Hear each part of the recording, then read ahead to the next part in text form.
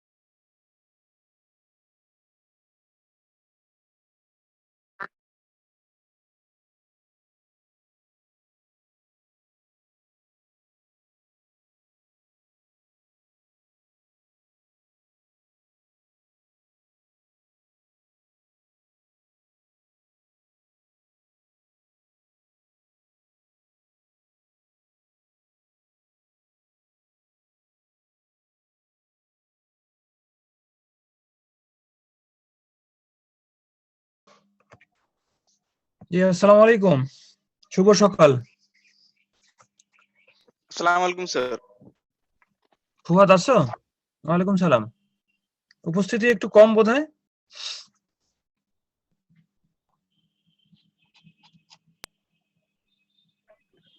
আমরা মনে হয় শুরু করি। because we have shortage of time and we have some other activities also. হ্যাঁ,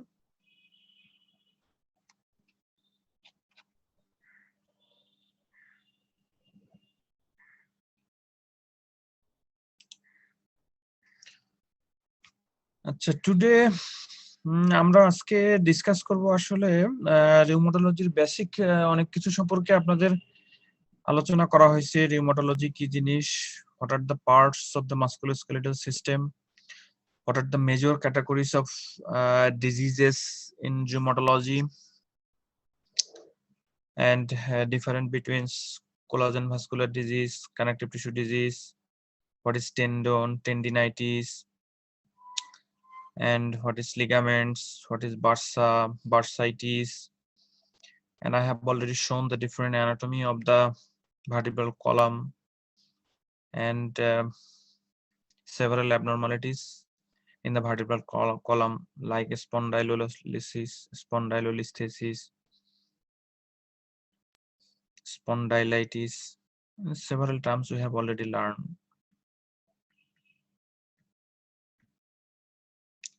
And also we have learned about the different classifications of joints, synarthrosis, amphiarthrosis, diarthrosis. And in our previous class I also mentioned about the different types of joints, what is peripheral joints and what is axial joints. This is the just remembering or recapitulation of our previous classes. What are the axial joints and what are the peripheral joints, that you people can remind what is axial joints and what are the peripheral joints. What is arthralgia and arthritis, and we have already discussed the cardinal signs of inflammation, and you all knows about the cardinal signs of inflammation and causes of joint swelling and how to approach a patient with joint pain like articular, periarticular, and referred. And how can we different between joint pain, periarticular pain, and referred pain? We have already discussed about that. We also discuss about the inflammatory and non-inflammatory back pain or pain, and pattern of joint involvement, what is monoarticular, polyarticular, and polyarticular or oligoarticular. We have already discussed symmetrical versus asymmetric, inflammatory versus non-inflammatory. There are a lot of classifications of arthritis. We can classify arthritis in different ways. This is a simplified classification: inflammatory and non-inflammatory arthritis. You know that inflammatory, among the inflammatory arthritis, viral arthritis is the most common, and then rheumatoid arthritis, seronegative arthritis. Seronegative arthritis includes psoriatic arthritis, reactive ankylosing spondylitis, and enteropathic arthritis. Systemic lupus erythematosus, chronic gout, juvenile idiopathic arthritis, sarcoidosis, systemic sclerosis, polymyositis, dermatomyositis, and inclusion body myositis, and hypertrophic osteoarthropathy. And non-inflammatory arthritis includes osteoarthritis. This is one of the important example. There are also other example of non-inflammatory arthritis like acromegaly and hemochromatosis, but you people should know about osteoarthritis. This is one of the important. If you are asked to tell what is non-inflammatory arthritis or what are the example of non-inflammatory arthritis, you must tell that osteoarthritis. Osteoarthritis is an single important example of non-inflammatory arthritis. There are several inflammatory arthritis, but in non-inflammatory arthritis category, osteoarthritis is the single best example. There may be other example, but you have to tell it first. Like, what is the cause of mitral stenosis? You have to tell rheumatic fever, rheumatic fever, rheumatic fever, rheumatic fever. Then you have to mention other causes of mitral stenosis. This is like that. In what are the causes of non-inflammatory arthritis? You have to mention osteoarthritis, osteoarthritis, osteoarthritis. After that, you can mention hemochromatosis and acromegaly. These are the less common. Today, I will discuss about the history. Actually, from last two classes, we have learned about the basics of rheumatology and different terms of rheumatology. And today we will take the history. History of a patient who presented to you with joint pain. And after finishing the taking history, we will go for a general examination. And in your previous classes, I have told you that when we will complete these introductory lectures, then individual disease will become easier for you people. So today I will discuss about the history. How can we take history from a patient presented to you with inflammatory or non-inflammatory arthritis? Predominantly all the history, majority of the history are in favor of inflammatory arthritis, and for osteoarthritis there is a little bit very small part for non-inflammatory arthritis. Can you hear me? Yes, sir. Yes, sir.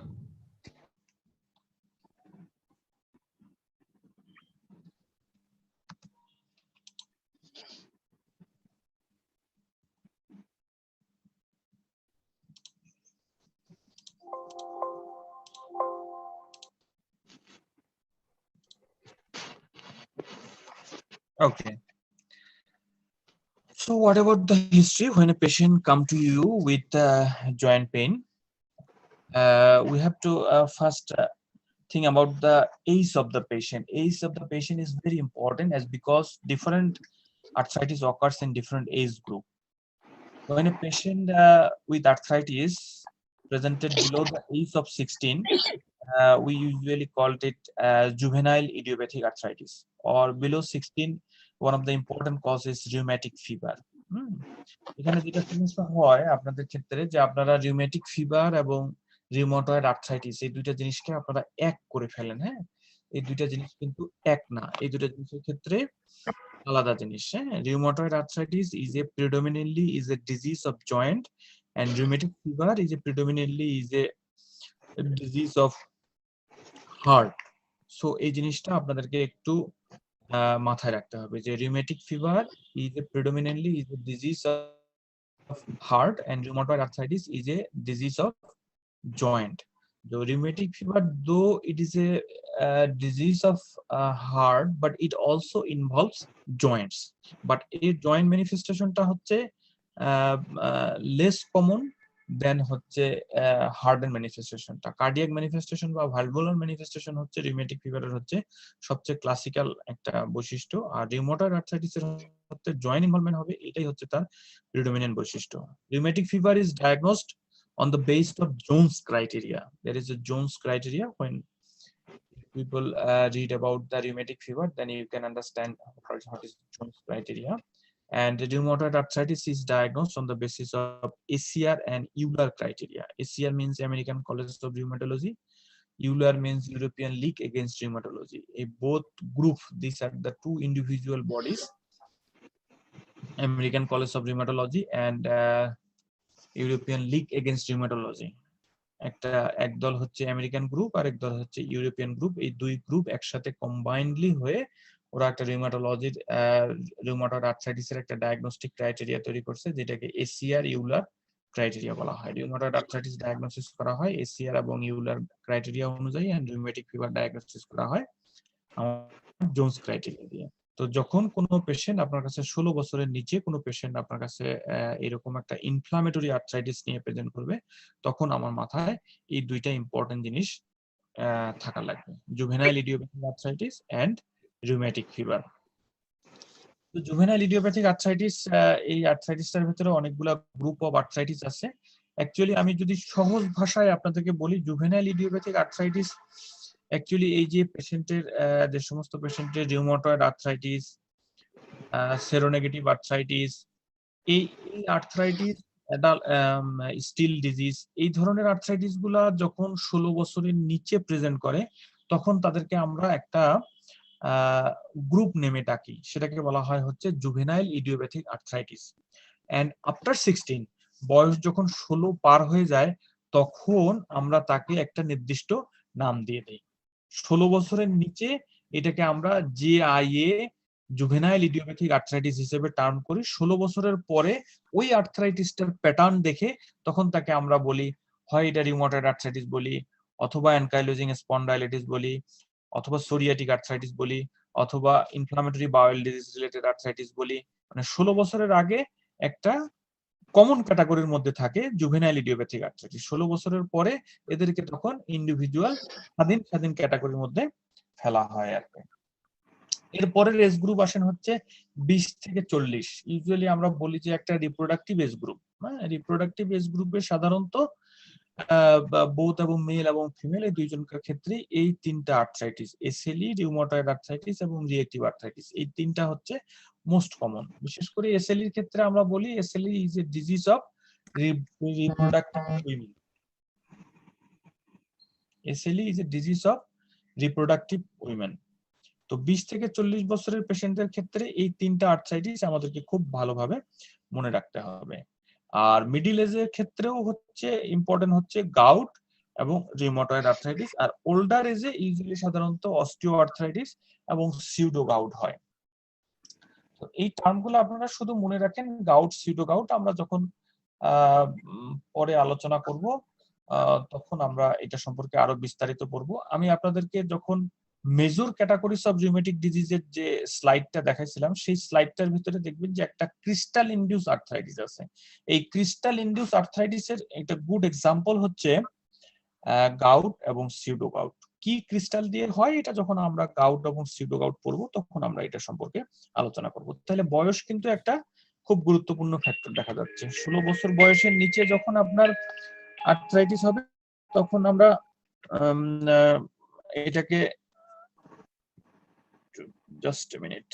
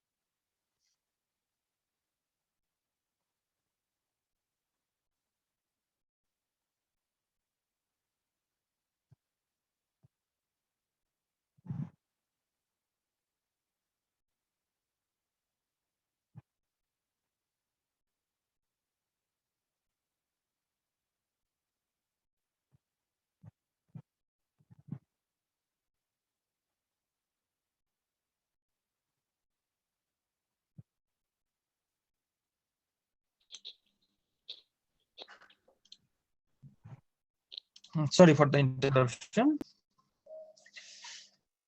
আচ্ছা, এই সব the patient আমরা গেল। এরপরে আমরা আলোচনা করব যেটা হচ্ছে যে পেশেন্টের সেক্স, অর্থাৎ কাদের কোন আর্থ্রাইটিসটা বেশি হয় আর কি। হ্যাঁ, সেক্স তো আমাদের দুইটা গ্রুপই প্রিডমিনেন্ট, মেল এবং ফিমেল। থার্ড জেন্ডারকে তো আমরা এখানে ইনক্লুড করি না। মেল এবং ফিমেলের ভিতরে কোনটা মেল প্রিডমিনেন্ট আর্থ্রাইটিস এবং কোনটা ফিমেল প্রিডমিনেন্ট আর্থ্রাইটিস, এই দুটো জিনিস আপনাদেরকে একটু বুঝতে হবে। ঠিক আছে, দেখেন প্রথমে মেল প্রিডমিনেন্ট আর্থ্রাইটিস দেখানো হচ্ছে গাউট। গাউটে দেখেন মেল এবং ফিমেলের রেশিও হচ্ছে 5:1, অনেক বেশি। অর্থাৎ গাউট প্রিডমিনেন্টলি আপনাকে চিন্তা করতে হবে একটা ডিজিজ অফ মেল। ঠিক একই রকম ভাবে সেরোনেগেটিভ আর্থ্রাইটিস গুলো দেখেন, সেরোনেগেটিভ আর্থ্রাইটিস গুলোও কিন্তু প্রিডমিনেন্টলি মেল পেশেন্টের হয়। ফিমেলদের যে হবে না এরকম কোনো কথা নাই। যেমন অ্যানকাইলোজিং স্পন্ডাইলিটিস এর male female ratio 3:1, whereas reactive arthritis সেখানে মেল ফিমেল রেশিও কিন্তু 15:1। আবার ঠিক একই যখন আপনি নিচের দিকে তাকান যে এসএলই এর ক্ষেত্রে দেখেন, এসএলই কিন্তু মেল ফিমেল রেশিও হচ্ছে 9:1। ঠিক আছে, এটা একটু উল্টা লেখা আছে, 9 ফিমেলের ক্ষেত্রে হবে, মেলের ক্ষেত্রে 1 হবে আর কি। হ্যাঁ, মানে এটা ডটটা একটু উল্টা দিকে পড়ে গেছে আর কি। তো গাউট এবং সেরোনেগেটিভ আর্থ্রাইটিস, সেরোনেগেটিভ আর্থ্রাইটিসের যে টোটাল গ্রুপটা আছে, আপনারা শুনতে পাচ্ছেন তো আমাকে? না, জি স্যার। আচ্ছা, তো এই গাউট এবং সেরোনেগেটিভ আর্থ্রাইটিস, সেরোনেগেটিভ আর্থ্রাইটিস যখনই আমরা এই শব্দটা উচ্চারণ করব তখনই আপনারা মনে করবেন যে স্যার এখানে ankylosing spondylitis, reactive arthritis, psoriatic arthritis এবং আইবিডি রিলেটেড আর্থ্রাইটিস, এই চারটা আর্থ্রাইটিসকে কথা বলতেছে। তো মেল প্রিডোমিনেন্ট আর্থ্রাইটিস হচ্ছে গাউট এবং সেরোনেগেটিভ আর্থ্রাইটিস গুলা। তার ভিতর ইন্ডিভিজুয়ালি সেরোনেগেটিভ আর্থ্রাইটিস গুলাকে ভাগ ভাগ করে আমরা দেখানোর চেষ্টা করছি যে অ্যানকাইলোজিং স্পন্ডাইলাইটিসে 3:1, রিঅ্যাক্টিভ আর্থ্রাইটিসে হচ্ছে 15:1, অনেক বড় বড় ডিফারেন্স।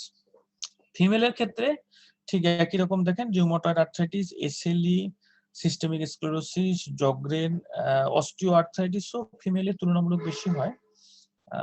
এক্সাক্ট পার্সেন্টেজটা এখানে ইয়ে করা নাই, তবে ফিমেলদের তুলনামূলক অস্টিও আর্থ্রাইটিসটা বেশি হয় আর কি। সো ফিমেল পেশেন্ট একটা ইনফ্লামেটরি আর্থ্রাইটিস নিয়ে আপনার কাছে আসছে, যদি রিপ্রোডাক্টিভ এজ গ্রুপে হয় তাহলে অবশ্যই আপনাকে rheumatoid arthritis, SLE, systemic sclerosis এগুলোর মধ্যে বেশি চিন্তা করতে হবে। হ্যাঁ, এই হাতে গোনা 4টা বা 5টা, আরো অনেক আর্থ্রাইটিস আছে, তবে আপনাদের রিলেটেড আপনারা যদি এই 4টা বা 5টা চিন্তা করেন যে এটা এসএলই নাকি এটা রিউমাটয়েড আর্থ্রাইটিস নাকি এটা সিস্টেমিক স্ক্লেরোসিস নাকি এটা জগরেন। তো আমরা এইভাবে মেল এবং ফিমেলের সেক্স ক্যারেক্টারিস্টিক্স অনুযায়ী ভিত্তি করে আমরা আর্থ্রাইটিসটাকে একটা ক্লাসিফিকেশন করতে পারি। তাহলে হিস্ট্রি নেওয়ার সময় আমার সেক্স একটা ইম্পর্টেন্ট ফ্যাক্টর, যে মেল পেশেন্টের ক্ষেত্রে গাউট এবং সেরোনেগেটিভ আর্থ্রাইটিস গুলো ইউজুয়ালি প্রিডোমিনেন্ট হয়, এবং ফিমেল পেশেন্টে সাধারণত এসএলই, আরএস, সিস্টেমিক স্ক্লেরোসিস এবং জগরেন এগুলা সাধারণত বেশি হয় আর কি। নেক্সট আসেন হচ্ছে regarding history regarding the pain, এটা সম্পর্কে আমরা একটু বলি যে ডিউরেশন অ্যাকিউট এবং ক্রনিক। দেখেন আমরা এর আগে বলছিলাম যে ইনফ্লামেটরি পেইন যেটা সেটা যদি লেস দ্যান 6 উইকস হয়, it's suppose two B viral arthritis হওয়ার পসিবিলিটি বেশি। আমরা ইনফ্লামেটরি আর্থ্রাইটিসের যখন এক্সাম্পল আপনাদেরকে দেখাচ্ছিলাম তখন ভাইরাল আর্থ্রাইটিসটাকে কিন্তু আমরা 1 নম্বরে দেখাইছি। 6 সপ্তাহের নিচে যদি সাধারণত কেউ আর্থ্রাইটিস নিয়ে প্রেজেন্ট করে, আমরা ইউজুয়ালি সেটাকে ভাইরাল আর্থ্রাইটিস হিসেবে চিন্তা করি, এবং 6 সপ্তাহের আগে কিন্তু আমরা সাধারণত ডিজিজ মডিফাইং অ্যান্টি রিউমেটিক ড্রাগগুলা শুরু করার চেষ্টা করি না, যদি না অন্য কোনো সাইন সিমটম বা অন্য কোনো ইনভেস্টিগেশন মাধ্যমে আমরা কনফার্ম করে ফেলতে পারি যে এইটা একটা নির্দিষ্ট রিউমাটয়েড আর্থ্রাইটিস বা সিস্টেমিক স্ক্লেরোসিস বা জগরেন বা যে কোনো একটা বা সেরোনেগেটিভ আর্থ্রাইটিস। যদি আমরা অন্য কোনো ইনভেস্টিগেশন বা অন্য কোনো ক্রাইটেরিয়ার মাধ্যমে মোটামুটি একটা শিওর হতে পারি, তাহলে আমরা 6 সপ্তাহের আগেই কিন্তু পেশেন্টকে ডিজিজ মডিফাইং অ্যান্টিরিউমেটিক ড্রাগগুলো শুরু করি। আদারওয়াইজ কিন্তু আমরা 6 সপ্তাহ ওয়েট করি, কারণ আপনারা জানেন dengue, chikungunya, mumps, measles, hepatitis B, C, all virus can causes arthritis. They may cause polyarthritis, monoarthritis, oligoarthritis, তারা সবই করতে পারে আর কি। আর those arthritis whose persist more than 6 weeks, it is definitely inflammatory in nature. ঠিক আছে, but there are some viral arthritis that may persist also 6 weeks, more than 6 weeks, যেমন chikungunya ভাইরাসটা কিন্তু অনেক দিন পর্যন্ত পারসিস্ট করে আর কি। ঠিক আছে, সেক্ষেত্রে আপনাদেরকে ক্লিনিক্যাল ক্রাইটেরিয়া এবং অন্যান্য ম্যানিফেস্টেশন গুলোর উপর বেসিস করে আপনাদেরকে কিন্তু ডায়াগনোসিস করতে হবে। নেক্সট আরেকটা প্রশ্ন আসে যে অনসেটটা কেমন। অনসেটটা করেন, ইনফ্লামেটরি আর্থ্রাইটিস ইউজুয়ালি হচ্ছে ইনসিডিয়াস একটা অনসেট, একটা গ্র্যাজুয়ালি একটা অনসেট থাকবে। হ্যাঁ, এখানে একটা 6 সপ্তাহের বেশি সময় 2-3 মাস ধরে পেশেন্টের একটা ব্যথার একটা ইতিহাস থাকবে, কিন্তু এই মেকানিক্যাল পেইন, হ্যাঁ মেকানিক্যাল যে আর্থ্রাইটিস গুলা, অস্টিও হঠাৎ করে আপনার একটা ট্রমাটিক কোনো জায়গায় একটা আর্থ্রাইটিস হলো বা গাউট, ঠিক আছে, এই তারপরে হচ্ছে একটা সেপটিক আর্থ্রাইটিস, একটা জয়েন্টে একটা ইনফেকশন হইলো, ঠিক আছে, এই ডিউরেশন গুলো কিন্তু খুব শর্ট ডিউরেশন হয়। ঠিক আছে, বিশেষ করে গাউট তো দেখবেন যে উইথিন 6 আওয়ার্স এর মধ্যেই দেখবেন যে গাউট তার পূর্ণ চেহারা ধারণ করে আর কি। আর যদি আপনি সেপটিক আর্থ্রাইটিস বলেন, সেটা সাধারণত 6 থেকে 12 ঘন্টার মধ্যে বা 24 ঘন্টার মধ্যে সেপটিক আর্থ্রাইটিস একটা ফুল ব্লোন পিকচার নিয়ে আপনার কাছে প্রেজেন্ট করে। আপনি ধরেন কোনো কারণে খেলতে খেলতে আপনার নিয়ের মধ্যে একটা ট্রমা হলো, হাঁটুতে ট্রমা হলো, সেখানে হয়তো হেমার্থ্রোসিস হলো, তো আপনার এখানে haemarthrosis is one of the cause of monoarthritis, তো এখানে আপনার একটা ব্যথা শুরু হতে পারে। তো এগুলা সাধারণত সাডেন অনসেট হয়। তাহলে আপনার প্যাটার্ন অফ অনসেট কিন্তু একটা খুব গুরুত্বপূর্ণ, যেটা আপনাকে একটা ক্লু দিবে। ইনফ্লামেটরি আর্থ্রাইটিস গুলা ইউজুয়ালি একটা ইনসিডিয়াস অনসেট হয়, আর গাউট, সেপটিক আর্থ্রাইটিস এবং মেকানিক্যাল বা ট্রমাটিক যে কজগুলো, এগুলা সাধারণত খুব সাডেন অনসেট হয়। ইউজুয়ালি গাউটকে বলা হয় যে 6 ঘন্টার মধ্যে শুরু হয়, 6 থেকে 12 ঘন্টার মধ্যে সেপটিক আর্থ্রাইটিস শুরু হয়, এবং ট্রমাটিক আর্থ্রাইটিস গুলো এরকম 24 ঘন্টার মধ্যে শুরু হয়। তারপরে হিস্ট্রির মধ্যে আপনাকে নিতে হবে যে নাম্বার অফ জয়েন্ট ইনভলভমেন্ট। আমরা জানি মনো আর্থ্রাইটিসের কিছু কজ জানি, অলিগো আর্থ্রাইটিসের কিছু কজ জানি, পলি আর্থ্রাইটিসের কজ জানি। মনো আর্থ্রাইটিস আমরা বলি যে হচ্ছে একটা জয়েন্ট ইনভলভমেন্ট হলে, অলিগো আর্থ্রাইটিস 2 থেকে 4টা জয়েন্ট ইনভলভমেন্ট হলে, এবং পলি আর্থ্রাইটিস বলা হয় 5 বা তার অধিক জয়েন্ট ইনভলভমেন্ট। তো এই জয়েন্ট প্যাটার্ন দেখেও কিন্তু আমরা ডায়াগনোসিস করতে পারি। মনো আর্থ্রাইটিসের কজ একরকম, অলিগো আর্থ্রাইটিসের কজ একরকম, পলি আর্থ্রাইটিসের কজ আরেক রকম। এরপরে আমি আপনাদেরকে বলছিলাম যে এটা স্মল নাকি লার্জ জয়েন্ট, ঠিক আছে? Small versus large joint. হ্যাঁ, ইউজুয়ালি আরএ, এসএলই এবং জেনারেলাইজড অস্টিওআর্থ্রাইটিস এগুলো সাধারণত স্মল জয়েন্ট ইনভলভমেন্ট করে আর কি, ঠিক আছে? আর সেরোনেগেটিভ আর্থ্রাইটিস গুলা ইউজুয়ালি সাধারণত লার্জ জয়েন্ট ইনভলভমেন্ট করে। সেরোনেগেটিভ আর্থ্রাইটিস বলতে এটা reactive arthritis, ankylosing spondylitis, inflammatory bowel disease related arthritis, ঠিক আছে? This are called seronegative arthritis. তাহলে সেরোনেগেটিভ আর্থ্রাইটিস গুলা আমরা সাধারণত লার্জ জয়েন্ট ইনভলভমেন্ট করে, আর এই আরএ, এসএলই, সিস্টেমিক স্ক্লেরোসিস বা জগরেন এগুলো সাধারণত স্মল জয়েন্ট ইনভলভমেন্ট করে। এর শব্দটা হচ্ছে ইউজুয়ালি স্মল জয়েন্ট ইনভলভমেন্ট করে, but they can also involve large joint, ঠিক আছে? এটা হচ্ছে রিলেটিভ একটা ডিফারেন্স, নট অ্যাবসলিউট যে এইটা লার্জ জয়েন্ট ইনভলভমেন্ট করছে তার লার্জ জয়েন্টই ইনভলভমেন্ট করবে আর অন্য কোনো জয়েন্ট ইনভলভমেন্ট করবে না। বিষয়টা কিন্তু এরকম না যে স্যার লেকচারে বলছে যে এটা লার্জ জয়েন্ট ইনভলভমেন্ট করে মানে এটা লার্জ জয়েন্ট ইনভলভমেন্ট করে, ব্যাপারটা এটা না। ব্যাপারটা হচ্ছে শব্দটা প্রিডমিনেন্টলি লার্জ জয়েন্ট ইনভলভমেন্ট করে, আর ওইটা হচ্ছে প্রিডমিনেন্টলি স্মল জয়েন্ট ইনভলভমেন্ট করে, ঠিক আছে? প্রত্যেকটা জিনিসেরই একটু ব্যতিক্রম কম বেশি হতে পারে। সিমেট্রিক্যাল এবং অ্যাসিমেট্রিক্যাল, এটা সম্পর্কে আমি সেদিন আপনাদেরকে বলছিলাম যে সিমেট্রিক্যাল আর্থ্রাইটিস হচ্ছে যে এসএলই এবং rheumatoid arthritis, juvenile idiopathic arthritis, এবং অ্যাসিমেট্রিক্যাল আর্থ্রাইটিসের খুব ভালো একটা এক্সাম্পল হচ্ছে reactive arthritis, sorry seronegative arthritis, যেটার মধ্যে রিএক্টিভ আর্থ্রাইটিস, অ্যানকাইলোজিং সোরিয়াসিস এগুলোর মধ্যে পড়ে।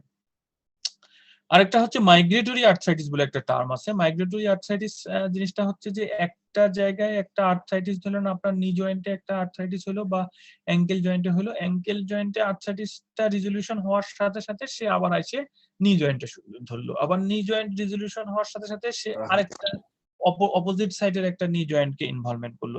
দিস আর দ্য কল হচ্ছে মাইগ্রেটরি আর্থ্রাইটিস। এই মাইগ্রেটরি আর্থ্রাইটিসের যদি একটা এক্সাম্পল আপনাদেরকে বলতে বলা হয় তাহলে সেটাকে আপনি বলবেন গনোকোকাল আর্থ্রাইটিস। অন্য এক্সাম্পল গুলা ভুলে যান, শুধু মাইগ্রেটরি আর্থ্রাইটিসের একটা এক্সাম্পল যদি আপনাদেরকে মনে রাখতে হয় সেটা হচ্ছে gonococcal arthritis. Migratory arthritis gonococcal আর্থ্রাইটিসের একটা ক্লাসিক্যাল বৈশিষ্ট্য আর কি। এবং ক্যারেক্টার অফ দ্য পেইন, এটা সম্পর্কে আপনাদেরকে বলা হয়েছে যে ইনফ্লামেটরি পেইনের ক্যারেক্টার কেমন, নন ইনফ্লামেটরি পেইনের ক্যারেক্টারিস্টিক্স কেমন। ইনফ্লামেটরি পেইন গুলো আপনারা জানেন যে ইউজুয়ালি রেস্টে বেশি হয়, নন ইনফ্লামেটরি পেইন গুলো সাধারণত অ্যাক্টিভিটিতে বেশি হয়। ইনফ্লামেটরি পেইন গুলোর সাথে সাধারণত সিস্টেমিক ফিচার থাকে, পেশেন্টের জ্বর থাকে। নন ইনফ্লামেটরি পেশেন্টের পেইনের সাথে এগুলা থাকে না। ইনফ্লামেটরি পেইন সাধারণত অ্যাক্টিভিটি করলে ইনফ্লামেটরি পেইন গুলো ইউজুয়ালি কমে যায়, ঠিক আছে? আর নন ইনফ্লামেটরি পেইন গুলো অ্যাক্টিভিটি করলে বাড়ে, ঠিক আছে? ইনফ্লামেটরি পেইন গুলোর সাথে মর্নিং স্টিফনেস থাকে, নন ইনফ্লামেটরি পেইন গুলোর সাথে মর্নিং স্টিফনেস থাকে, তবে এটা লেস দেন 30 মিনিটস থাকে আর কি, ঠিক আছে? এই যে ক্যারেক্টার অফ দ্য পেইন হচ্ছে গুরুত্বপূর্ণ। নেক্সট আসেন হচ্ছে প্যাটার্ন অফ জয়েন্ট ইনভলভমেন্ট। আমি বলছিলাম যে এর আগের দিন যে প্যাটার্ন অফ জয়েন্ট ইনভলভমেন্টটা খুব গুরুত্বপূর্ণ। এটা প্রিডমিনেন্টলি আপার লিম ইনভলভমেন্ট করতেছে না প্রিডমিনেন্টলি লোয়ার লিম ইনভলভমেন্ট করতেছে।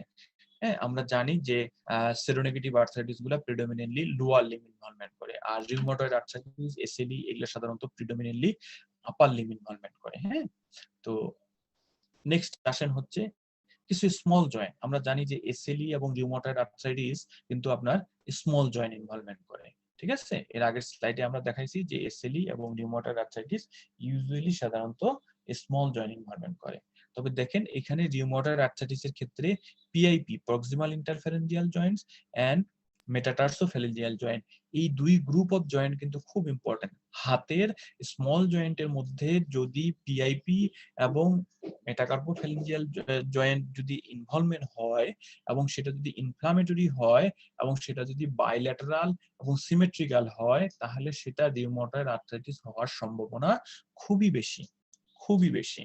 So that will help you to diagnose clinically as a patient of rheumatoid arthritis without seeing other investigations. কারণ আমরা জানি যে রিউমাটয়েড আর্থ্রাইটিসের রিউমেটিক যে ডিজিজগুলো বা রিউমাটোলজির যে ডিজিজগুলো আছে সেগুলোর ম্যাক্সিমাম হচ্ছে আমাদের ক্লিনিক্যাল ডায়াগনোসিস। এখানে আমাদেরকে ইনভেস্টিগেশন কিন্তু খুব কম হেল্প করে আর কি। হিস্ট্রি এবং ক্লিনিক্যাল এক্সামিনেশন এটা আমাদেরকে ডায়াগনোসিসে পৌঁছাইতে সবচেয়ে বেশি হেল্প করে। আরেকটা আসেন হচ্ছে DIP, distal interphalangeal joint. Distal interphalangeal joint ইনভলভমেন্টের তিনটা আর্থ্রাইটিস আছে যেটা ডিস্টাল ইন্টারফেরেঞ্জিয়াল জয়েন্ট ইনভলভমেন্ট করে। আমরা সংক্ষেপে বলি হচ্ছে গপ, জিওপি, গপ বা গাউপ কেউ কেউ বলে, জিওইউপি। হ্যাঁ, গপ আমরা সবচেয়ে বেশি বলি, জিওপি, গপ ডিস্টাল ইন্টারফেরেঞ্জিয়াল জয়েন্ট। হ্যাঁ, এটা একটা নেমোনিক আর কি। গপ মানে হচ্ছে gout, osteoarthritis and psoriatic arthritis. মনে রাখার জন্য যে ডিস্টাল ইন্টারফেরেঞ্জিয়াল জয়েন্ট ইনভলভমেন্ট করে গপ। ঠিক আছে, নেক্সট আসেন হচ্ছে ব্যাক পেইন বা স্পাইন ইনভলভমেন্ট। এই ব্যাক পেইন বা স্পাইন ইনভলভমেন্ট হচ্ছে সেরোনেগেটিভ আর্থ্রাইটিসের একটা characteristics feature. Back pain or spine involvement হচ্ছে সেরোনেগেটিভ আর্থ্রাইটিসের একটা ক্যারেক্টারিস্টিক্স ফিচার। কেউ যদি আপনাকে কোমরে ব্যথার কমপ্লেইন করে তাহলে ইউ মাস্ট, যদি একটা সে রিপ্রোডাক্টিভ এজ গ্রুপের মানে এই 20 থেকে 40 বছর বয়সের মধ্যে যদি পুরুষ হোক বা মহিলা হোক, কেউ যদি কোমরে ব্যথার কমপ্লেইন করে সেই কোমরে ব্যথাটা ইনফ্লামেটরি ব্যাক পেইন নাকি নন ইনফ্লামেটরি ব্যাক পেইন এটা কিন্তু আপনাকে শিওর হওয়া লাগবে। এবং ইনফ্লামেটরি ব্যাক পেইন হইলে ওই যে আগে যে ইতিহাসগুলো বললাম, অ্যাক্টিভিটিতে কমবে, রেস্টে বাড়বে, জ্বর থাকবে, রাতের বেলা বেশি হবে, মর্নিং স্টিফনেস থাকবে, এগুলা হচ্ছে ইনফ্লামেটরি ব্যাক পেইনের ক্যারেক্টারিস্টিক্স। ইনফ্লামেটরি জয়েন্ট পেইন যেরকম আছে, ইনফ্লামেটরি ব্যাক পেইনও কিন্তু ঠিক এই একই রকম আছে। সো কেউ যদি কোমরে ব্যথা কমপ্লেন করে তাহলে আপনার ইনফ্লামেটরি ব্যাক পেইন নাকি নন ইনফ্লামেটরি ব্যাক পেইন এটা কিন্তু আলাদা করতে হবে। নন ইনফ্লামেটরি ব্যাক পেইনের অনেকগুলো কারণ আছে। ইনফ্লামেটরি ব্যাক পেইনের ইম্পর্টেন্ট কারণ হচ্ছে এই seronegative arthritis group. They causes spondylitis. আমরা এই শব্দটা এর আগে স্পন্ডাইলাইটিস শিখছি, যে inflammation of the vertebral column and surroundings ligaments যেগুলা থাকে সেগুলার ইনফ্লামেশন হইলে সেগুলাকে বলা হয় হচ্ছে স্পন্ডাইলাইটিস। এবং এই স্পন্ডাইলাইটিসের কারণে আপনার ব্যাক পেইন হয় বা স্পাইনে পেইন হয়, এবং এইটা সেরোনেগেটিভ আর্থ্রাইটিসের একটা ক্যারেক্টারিস্টিক্স ফিচার্স। এরপরে আসেন হচ্ছে joint swelling. Inflammatory arthritis almost সবগুলাতেই জয়েন্ট সোয়েলিং থাকে, পেইন এবং সোয়েলিং থাকে।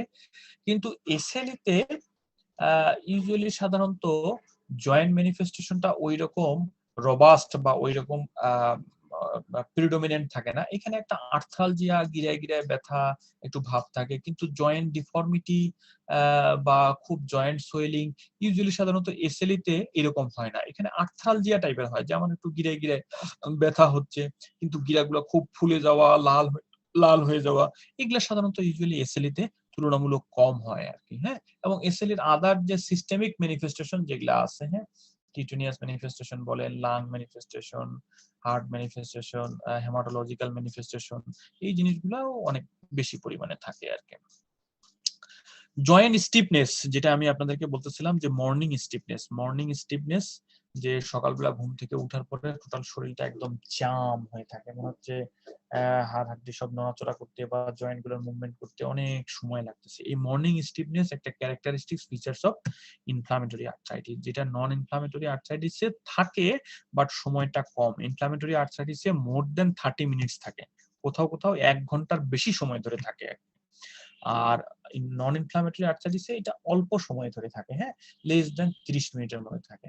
তো কারো যদি রিউমাটয়েড আর্থ্রাইটিস বা ইনফ্লামেটরি আর্থ্রাইটিস যদি আপনারা সাসপেক্ট করেন তাহলে আমরা সাধারণত আপনার পেশেন্টকে জিজ্ঞেস করি যে আপনি কি ঘুম থেকে উঠেই আপনার স্বাভাবিক কাজকর্ম করতে পারেন নাকি আপনার শরীরটা ফ্রি হইতে একটু সময় লাগে। তখন রোগী বলে যে না স্যার, আমরা যখন সকালবেলা ঘুম থেকে উঠার পরে মনে হয় শরীরটা ফ্রি লাগে না, আস্তে আস্তে আস্তে আস্তে যখন বেলা বাড়তে থাকে 2-3 ঘন্টা পর তখন দেখবেন যে আমার শরীরটা খুব ফ্রি হচ্ছে, তখন আমি কাজকর্ম স্বাভাবিকভাবে করতে পারি। এই জন্য আমাদের হিস্ট্রির মধ্যে মর্নিং স্টিফনেস আছে কি নাই এটা বলা কিন্তু খুব গুরুত্বপূর্ণ। কারণ আপনি যখন একটা জয়েন্ট পেইনের রোগীর প্রেজেন্ট ইলনেস বলবেন বা সেলিয়েন্ট ফিচার বলবেন, তখন কিন্তু এই জিনিসগুলা খুব ইম্পর্টেন্ট।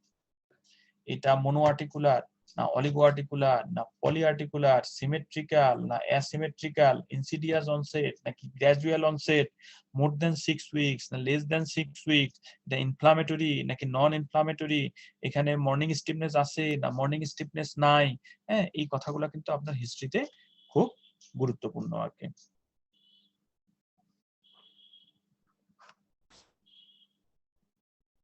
নেক্সট আসেন, এখানে এই ছবিটা আপনাদের ডেভিডসনেও আছে।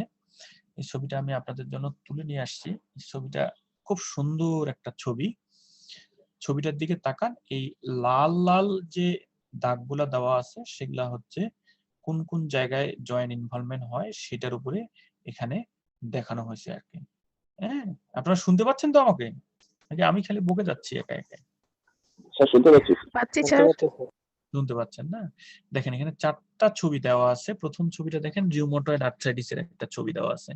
দেখছেন এখানে আপনার ইয়ে জয়েন্ট পিআইপি জয়েন্টের মধ্যে দেখেন, হাতের মধ্যে দেখেন পিআইপি জয়েন্ট এবং মেটাকার্পোফ্যালেঞ্জিয়াল জয়েন্টের মধ্যে লাল লাল দাগ দেওয়া আছে। দুই পাশে রিস্ট জয়েন্ট ইনভলভমেন্ট হয়েছে, এই পাশে দুই পাশে নি জয়েন্ট ইনভলভমেন্ট হয়েছে।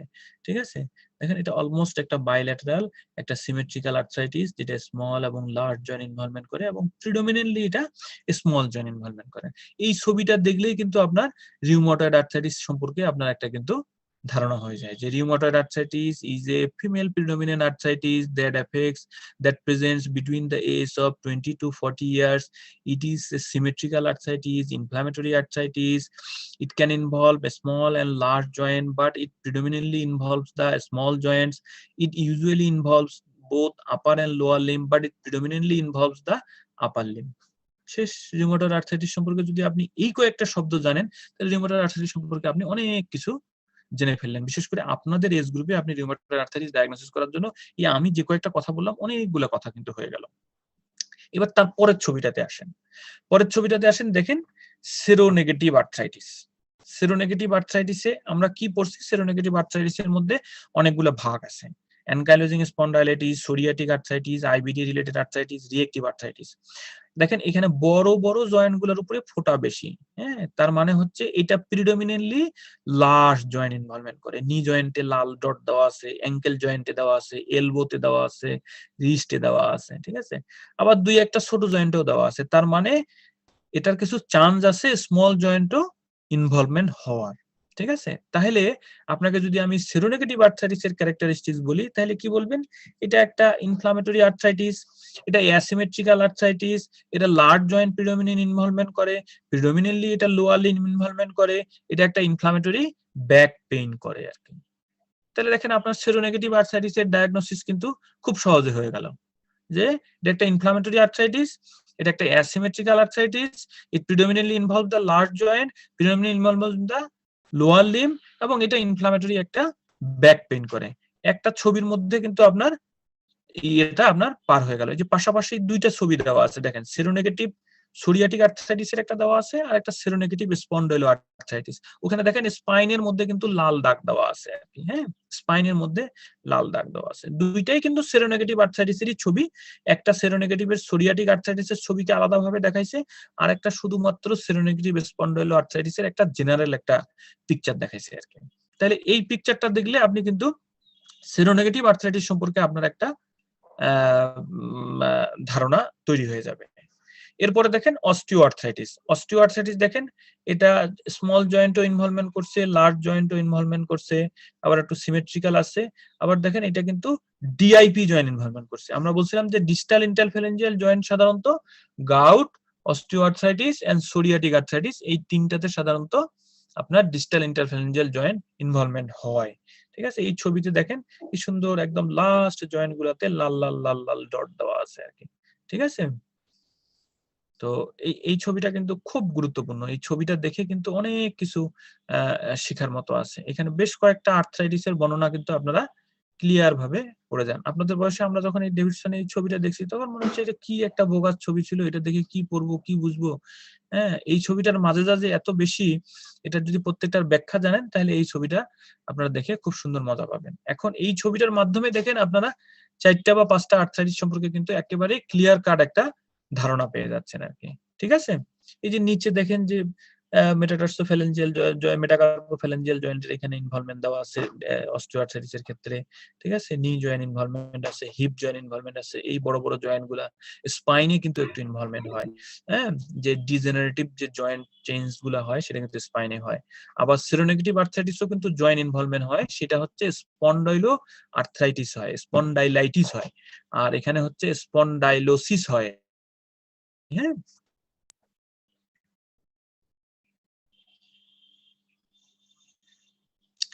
এরপরে আসেন হচ্ছে, এতক্ষণ তো হচ্ছে জয়েন্ট প্যাটার্নের আমরা একটা হিস্ট্রি নিলাম। এরপরে এই যে আর্থ্রাইটিস গুলা আছে সেই আর্থ্রাইটিস গুলার কিছু অ্যাসোসিয়েটেড ফ্যাক্টর থাকে, সেই অ্যাসোসিয়েটেড ফ্যাক্টর গুলা খুব গুরুত্বপূর্ণ। হ্যাঁ, এক একটা আর্থ্রাইটিসের এক এক রকম অ্যাসোসিয়েটেড ফ্যাক্টর থাকে আর কি। হ্যাঁ, এই অ্যাসোসিয়েটেড ফ্যাক্টর গুলা কিন্তু আমাদের ডায়াগনোসিস করতে হেল্প করে আর কি। ঠিক আছে, যেমন এক্সাম্পল হিসেবে আমি যদি বলতে পারি যে আপনারা যে সমস্ত ফ্রেন্ড সার্কেলে চলাফেরা করেন তার ভিতরে একজন, যে কোনো একজন কাকে দেখে কিন্তু বোঝা যায় যে আপনার ক্যারেক্টারিস্টিক্স কেমন বা আপনার টোটাল সার্কেলটার ক্লাসিফিকেশন মানে কিরকম। ঠিক এরকম যে ওরাল আলসার সাধারণত কিছু কিছু আর্থ্রাইটিসের কমন বৈশিষ্ট্য থাকে, যেমন এসএলই, রিয়েক্টিভ আর্থ্রাইটিস, ভেসেটস, এন্টারোপ্যাথিক আর্থ্রাইটিস। হ্যাঁ, কারো যদি জয়েন্ট পেইনের সাথে ওরাল আলসারেশন থাকে তাহলে কিন্তু সাধারণত আমরা এই আর্থ্রাইটিস গুলা চিন্তা করি আর কি। আবার দেখেন পরের গ্রুপে দেখানো হয়েছে অ্যালোপেশিয়া, ফটোসেনসিটিভিটি, মেলার র্যাশ। অ্যালোপেশিয়া মানে চুল উঠে যাওয়া, ফটোসেনসিটিভিটি মানে হচ্ছে যে বাইরে যে সান এক্সপোজার হইলে আপনার এক ধরনের র্যাশ তৈরি হয়। ঠিক আছে, মেলার র্যাশ আপনার নামটা অনেকবার শুনছেন। এটা আমাদের যে ম্যাক্সিলারি প্রমিনেন্স আছে ওই জায়গাটাতে এক ধরনের র্যাশ হয়, ম্যাকুলার বা ম্যাকুলোপ্যাপুলার র্যাশ হয়, যেটা characteristics features of SLE, systemic lupus erythematosus. Raynaud's phenomena হচ্ছে একটা change of colour of finger on exposure to cold exposure হইলে সাধারণত ফিঙ্গারের কালার চেঞ্জ হয়, প্রথমে হোয়াইট, ব্লু, তারপরে রেড। এই যে সিকোয়েন্সটা হোয়াইট, ব্লু এবং রেড, এই রেনল্ডস ফেনোমেনা হচ্ছে একটা ক্লাসিক্যাল বৈশিষ্ট্য হচ্ছে এসএলই এবং সিস্টেমিক স্ক্লেরোসিস। সো আপনি যখন এসএলই বা সিস্টেমিক স্ক্লেরোসিস এর পেশেন্ট ডিল করবেন, পেশেন্ট অনেকে আপনাকে ইতিহাস দিবে যে স্যার আমার আঙ্গুলগুলা ঠান্ডার মধ্যে গেলে বা ফ্রিজের মধ্যে হাত ঢুকালে আমার আঙ্গুলগুলা প্রথমে সাদা হয়ে যায়, তারপরে নীল হয়ে যায়, তারপরে লাল হয়ে যায়। হ্যাঁ, পেশেন্ট যদি ইতিহাস নাও দেয় তাও কিন্তু আপনাকে রেট্রোগ্রেড অনুযায়ী কিন্তু পেশেন্টকে এই ইতিহাসগুলা জিজ্ঞেস করতে হবে যে আপনার এই রেনল্ডস ফেনোমেনার ইতিহাস আছে কিনা আর কি। স্কিন লেশন সাধারণত স্কিন ইনভলভমেন্ট, আমরা যতগুলো আর্থ্রাইটিস পাই তার ভিতর সবগুলো আর্থ্রাইটিসের ভিতরে স্কিন প্রায় অনেকগুলোরই ভিতরে এই স্কিন ইনভলভমেন্ট আছে। এসএলই তো স্কিন ইনভলভমেন্ট আছে, সোরিয়াসিসে আছে, সিস্টেমিক স্ক্লেরোসিসের মধ্যে আছে। এই তিনটার মধ্যে প্রিডমিনেন্টলি আমরা স্কিন ইনভলভমেন্ট সবচেয়ে বেশি পাই। সোরিয়াটিক আর্থ্রাইটিসের মধ্যে সোরিয়াসিক স্কিন লেশন পাবেন। এসএলইর মধ্যে এসএলইর কিছু ক্যারেক্টারিস্টিক স্কিন লেশন আছে, যখন আমরা এসএলই পড়বো তখন এটা আমরা বলবো। সিস্টেমিক স্ক্লেরোসিসে স্কিন সাধারণত ঠিক হয়ে যায়, চামড়া মোটা হয়ে যায়। ঠিক আছে, এই কয়েকটা যদি কারো দেখেন যে আর্থ্রাইটিস আছে তার সাথে হচ্ছে স্কিন থিকনেস আছে বা স্কিন গুলা মোটা মোটা হয়ে গেছে, সেক্ষেত্রে আমরা সাধারণত একটা সিস্টেমিক স্ক্লেরোসিস সাসপেক্ট করি আর কি। দেখেন এখানে একটা আমি আপনাদেরকে রেনল্ডস ফেনোমেনার একটা ছবি দেখানোর চেষ্টা করছি। হ্যাঁ, কালারটা প্রথমে হোয়াইট ছিল, তারপরে ব্লু, তারপরে হচ্ছে রেড হয়ে যাচ্ছে। হ্যাঁ, this is the characteristics of Reynolds phenomena. আচ্ছা, এরপরের হিস্ট্রিটা আমার কি কি হিস্ট্রি ইম্পর্টেন্ট, যেমন রিয়েক্টিভ আর্থ্রাইটিস এর ক্ষেত্রে আমাদের রিয়েক্টিভ আর্থ্রাইটিস কিন্তু এর দুই ধরনের ট্রিগারিং ফ্যাক্টর আছে। ট্রিগারিং মানে হচ্ছে একে মানে দুই ভাবে এই আর্থ্রাইটিসটা আপনার আর খাঁটি বাংলায় বলতে গেলে যে কাউকে চুলকানি দেওয়া একটা শব্দ বলা হয়। রিয়েক্টিভ আর্থ্রাইটিস হইতে গেলে এই দুইটা জিনিসের এক্সপোজার, কারো হয়তো ডায়রিয়া ডিসেন্ট্রির হিস্ট্রি থাকে, কারো হয়তো সেক্সুয়াল এক্সপোজারের হিস্ট্রি থাকে। তো এই ডায়রিয়া ডিসেন্ট্রির পরে যদি কারো আর্থ্রাইটিস ডেভেলপ করে অথবা সেক্সুয়াল এক্সপোজারের পরে যদি কারো আর্থ্রাইটিস ডেভেলপ করে, এই আর্থ্রাইটিসটা যদি আপনার সেরোনেগেটিভ প্যাটার্ন হয় তাহলে এটাকে সেরোনেগেটিভ প্যাটার্ন হলে সেটা রিয়েক্টিভ হওয়ার চান্স বেশি। ডায়রিয়া পরে অথবা সেক্সুয়াল এক্সপোজারের পরে কারো যদি আর্থ্রাইটিস ডেভেলপ করে তাহলে সেই আর্থ্রাইটিসটা রিয়েক্টিভ আর্থ্রাইটিস হওয়ার চান্স বেশি, এবং রিয়েক্টিভ আর্থ্রাইটিস হচ্ছে একটা সেরোনেগেটিভ আর্থ্রাইটিস। ঠিক আছে, এরপরে হচ্ছে আই চেঞ্জ। হ্যাঁ, আমাদের চোখের মধ্যে কিছু চেঞ্জ হয়, সেই চেঞ্জ গুলা কি? সেরোনেগেটিভ আর্থ্রাইটিসে ইউজুয়ালি সাধারণত ইউভিআইটিস হয়, রিয়েক্টিভ আর্থ্রাইটিসে ইউজুয়ালি কনজাংটিভাইটিস হয়, এন্ড রিউমাটয়েড আর্থ্রাইটিসে হচ্ছে স্ক্লেরাইটিস হয়, এপিস্ক্লেরাইটিস হয়। আমরা এর পরের দিন আরেকদিন আলোচনা করব ইউভিআইটিস কি জিনিস, কনজাংটিভাইটিস কি জিনিস, স্ক্লেরাইটিস এন্ড এপিস্ক্লেরাইটিস, এবং এই তিনটা জিনিসকে আমরা কিভাবে পার্থক্য করব আমরা এর পরে আপনাকে শিখাবো। কনজাংটিভাইটিস টার্মটা সম্পর্কে আপনারা সবাই মোটামুটি পরিচিত।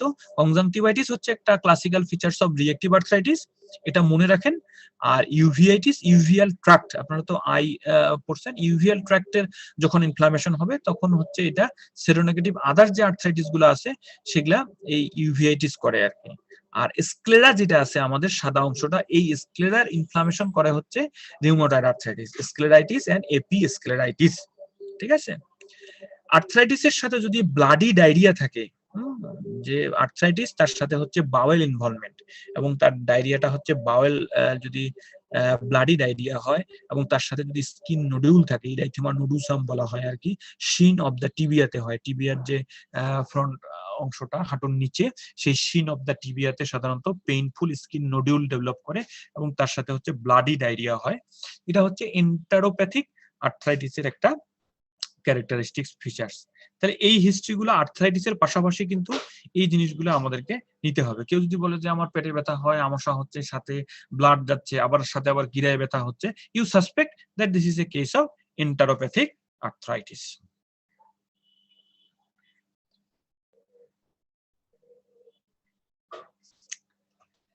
নেক্সট আসেন হচ্ছে আরেকটা গ্রুপ, এই গ্রুপটা সম্পর্কে অ্যাডাল্ট অনসেট স্টিল ডিজিজ, এটাও একটা প্যাটার্ন অফ আর্থ্রাইটিস। এটা আমি আপনাদেরকে এখনো বিস্তারিত বলি নাই, এটাকে আমরা সংক্ষেপে AOSD বলি, অ্যাডাল্ট অনসেট স্টিল ডিজিজ।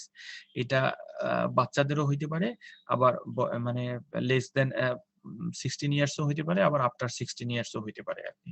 ঠিক আছে, অ্যাডাল্ট অনসেট স্টিল ডিজিজ বলা হয় আর কি। তো স্টিল ডিজিজের কিছু ক্রাইটেরিয়া থাকে, যে এখানে গিরায় ব্যথা হয়, খুব জ্বর হয়, স্কিনে র্যাশ হয়, হেপাটোস্প্লিনোমেগালি হয়, লিম্ফ্যাডেনোপ্যাথি হয় আর কি। ঠিক আছে, দেখে মনে হবে যে আপনার এটা বোধহয় লিম্ফোমার মতো। হ্যাঁ, লিম্ফ নোড ইনভলভমেন্ট হয়েছে, লিভার বড় হয়েছে, স্প্লিন বড় হয়েছে, দেখে সাথে খুব জ্বর থাকে আর কি। হ্যাঁ, আমরা লিম্ফোমা বা সেপসিস হলে যেরকম হয় এরকম আমরা মনে করি আর কি, অ্যাডাল্ট অনসেট স্টিল ডিজিজ।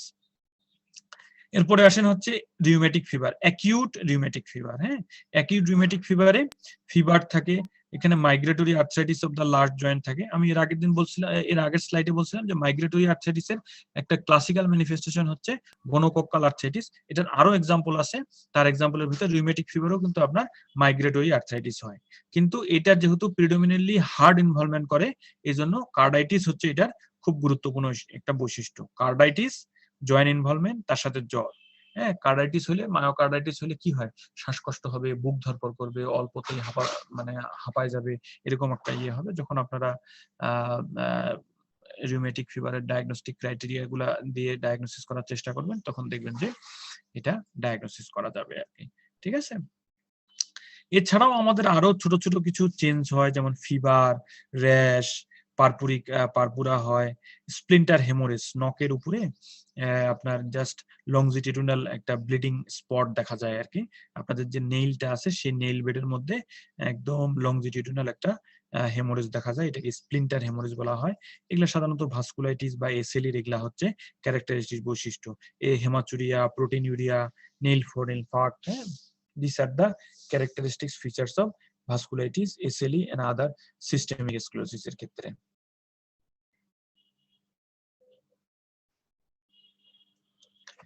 এরপরে আসেন হচ্ছে পলিমায়োসাইটিস, ডার্মাটোমায়োসাইটিস, এক ধরনের একটা মাসেলের ইনফ্লামেশন, যে মাসেলের ইনফ্লামেশনের কারণে কয়েকটা রোগ হয়। একটা হচ্ছে পলিমায়োসাইটিস, ডার্মাটোমায়োসাইটিস, আর একটা হচ্ছে ইনক্লুশন বডি মায়োসাইটিস। এই প্রত্যেকটাতেই মাসেলের ইনফ্লামেশন হয়, যেখানে মাসেল ইনফ্লামেশনের সাথে ডার্মাটোমায়োসাইটিস মানে হচ্ছে মাসেল ইনফ্লামেশন, তার সাথে স্কিন ইনভলভমেন্ট, এটার নাম হচ্ছে ডার্মাটোমায়োসাইটিস। আর শুধুমাত্র মাসেল ইনভলভমেন্ট এবং জয়েন্ট ইনভলভমেন্ট, সেটাকে আমরা পলিমায়োসাইটিস বলি আর কি। ইনক্লুশন বডি মায়োসাইটিস, এখানেও মাসেল ইনভলভমেন্ট এবং জয়েন্ট ইনভলভমেন্ট। এই প্রত্যেকটা মায়োসাইটিসে মাসেল ইনভলভমেন্ট হয় এবং জয়েন্ট পেইন হয়। মাসেল, জয়েন্ট, স্কিন যদি ইনভলভমেন্ট হয় তাহলে নাম হয়ে যায় হচ্ছে ডার্মাটোমায়োসাইটিস। মাসেল আর জয়েন্ট যদি ইনভলভমেন্ট হয় তাহলে এটার নাম হয়ে যায় হচ্ছে পলিমায়োসাইটিস। ঠিক আছে? আরেকটা হচ্ছে ইনক্লুশন বডি মায়োসাইটিস। এই একই ঘটনা যদি 50 বছরের বেশি বয়সের লোকদের হয় তখন সেটার নাম হয়ে যায় হচ্ছে ইনক্লুশন বডি মায়োসাইটিস। ঠিক আছে? এরপরে আসেন আরেকটা ডিজিজ, যেটা হচ্ছে সিস্টেমিক স্ক্লেরোসিস। আমরা জানি যে সিস্টেমিক স্ক্লেরোসিস একটা সিমেট্রিক্যাল আর্থ্রাইটিস করে, যেটা প্রিডমিনেন্টলি স্মল জয়েন্ট ইনভলভমেন্ট করে, প্রিডমিনেন্টলি এটা ফিমেল পেশেন্টকে ইনভলভমেন্ট করে। এখানে দেখেন কয়েকটা জিনিস হয়, স্কিনিং টাইটেনিং হয় বা স্কিনিং থিকেনিং হয়। স্কিন টাইট এবং থিকেনিং হওয়ার কারণে কি হয়ে যাবে, মুখটা ছোট হয়ে যাবে। কারণ মুখের যে স্কিন গুলো আছে, আমাদের যে ফেসের যে স্কিন গুলো আছে, এগুলো কিন্তু অনেক সফট। হ্যাঁ, এগুলো যখন শক্ত হয়ে যাবে তখন কি হবে, মুখটা আপনারা ওপেন করতে পারবেন না, মাইক্রোস্টোমিয়া হবে।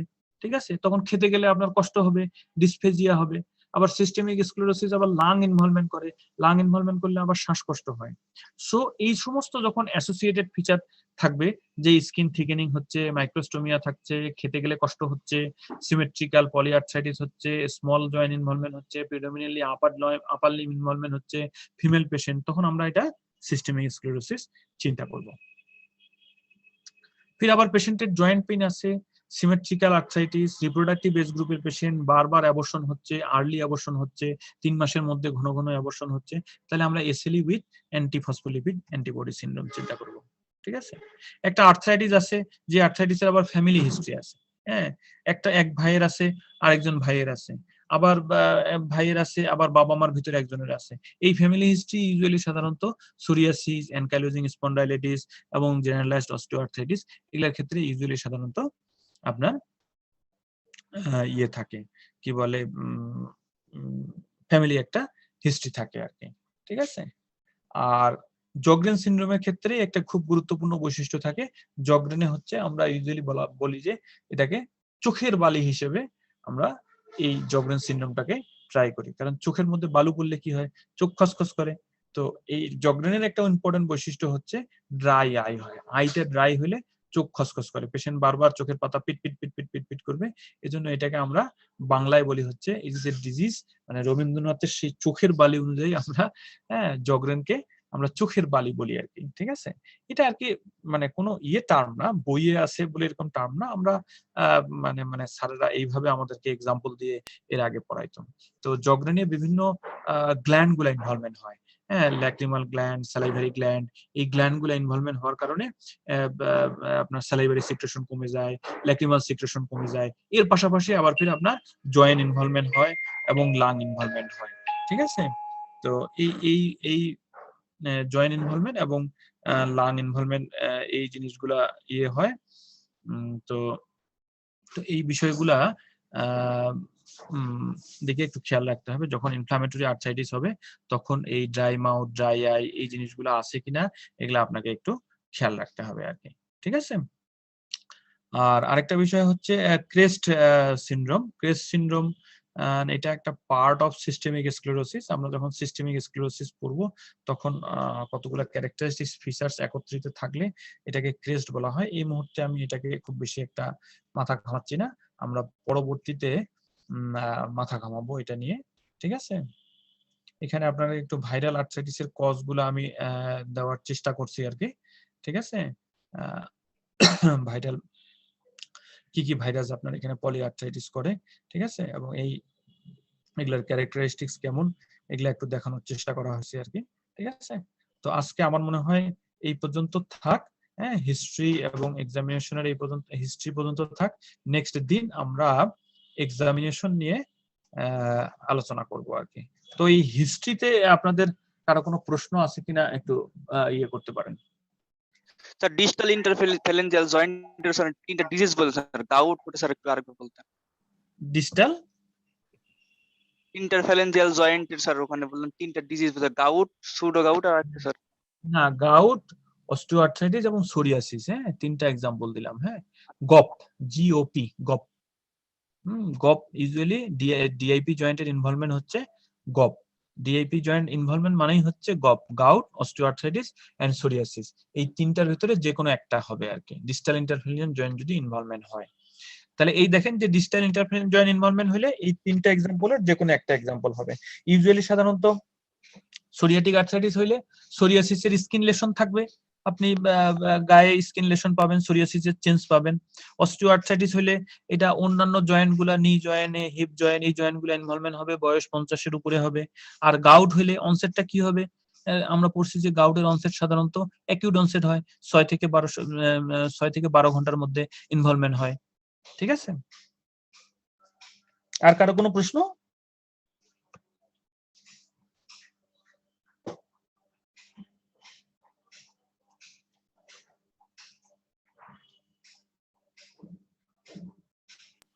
স্যার লেকচারের স্লাইড গুলো স্যার দিয়ে দিলে স্যার আমাদের খুব সুবিধা হচ্ছে। আরে আপনারা তো বই পড়বেন, লেকচারের এই স্লাইড গুলা তো হচ্ছে আমি আমার পছন্দ মতন একটা ইয়ে তৈরি করি, কি বলে যে আপনাদেরকে একটা পড়ানোর জন্য একটা জিস্ট জিনিস তৈরি করি। হ্যাঁ, এগুলা তো হচ্ছে নোট, একটা ছোটি জিনিস। আপনারা এগুলা পড়বেন কেন, আপনারা পড়বেন হচ্ছে বড় বইগুলা, এগুলা দেখে এগুলা হচ্ছে একটা গাইডলাইন যে আপনাদেরকে এই জিনিসগুলা এইভাবে পড়তে হবে। ঠিক আছে, যে এইভাবে যে আমরা তো আপনাকে পড়াই দিব না, আমি হচ্ছে আপনাকে পড়ানোর একটা গাইডলাইন দিব। হ্যাঁ, আমি যে লেকচার ক্লাসগুলো নেই, এই ক্লাসগুলো নেই মানে যে এগুলাই আপনারা পড়বেন তা তো না। হ্যাঁ, এই জিনিসগুলো হচ্ছে আপনার গাইডলাইন যে আপনাকে এইভাবে পড়তে হবে, এই রাস্তায় আপনাকে হাঁটতে হবে। হ্যাঁ, আপনারা তো সবাই হচ্ছেন এখন অ্যাডাল্ট, আপনারা তো সবাই জানেন হ্যাঁ কিভাবে বইটাকে পড়তে হবে, এই রাস্তা আপনাদেরকে ধরায় দেওয়ার জন্য হচ্ছে এই স্লাইড গুলো আর কি। ঠিক আছে, আর কারো কোনো প্রশ্ন?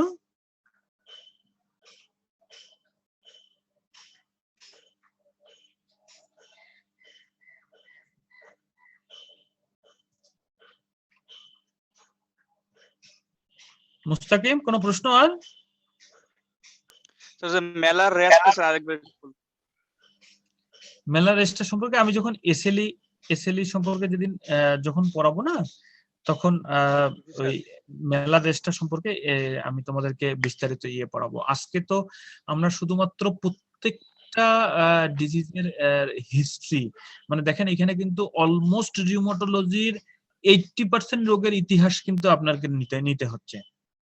আপনারা যদি এই কয়েকটা স্লাইডে আমি যে কথাগুলা বলছি, এই কথাগুলা যদি মনে রাখতে পারেন, তাহলে মোটামুটি 80 to 90% রিউমেটিক ডিজিজ আপনি ডায়াগনোসিস করতে পারবেন।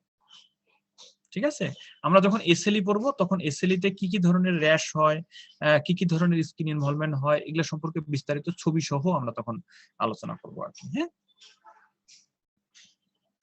জি স্যার। আর কারো কোনো প্রশ্ন? শ্রাবণী রায়, ওর কি কোনো প্রশ্ন আছে? শ্রাবণী,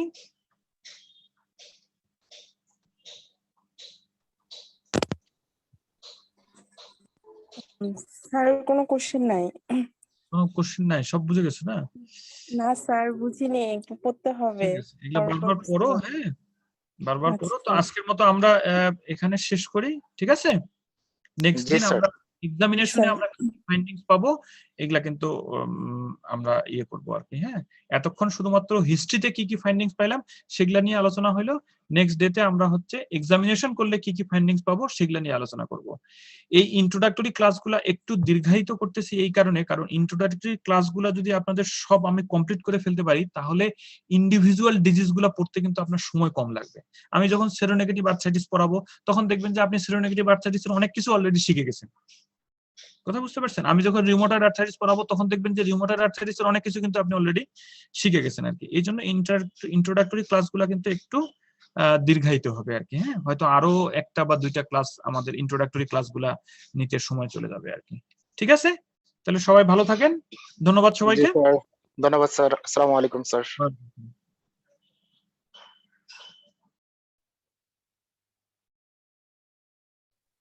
ফুয়াদ, আজকে আর কোনো ক্লাস আছে? এখনো নাই, আমাদের হলো যে রবিবার আর মঙ্গলবার হলো রুটিন অনুযায়ী অর্থোপেডিক্স ক্লাস। তো কালকে স্যারের সাথে কথা বলা হয়নি, আমি স্যারকে এখন ফোন দিব, স্যার ক্লাস নিবে কিনা আমি জানাই। আচ্ছা, গ্রুপে জানাই দেবো, হ্যাঁ।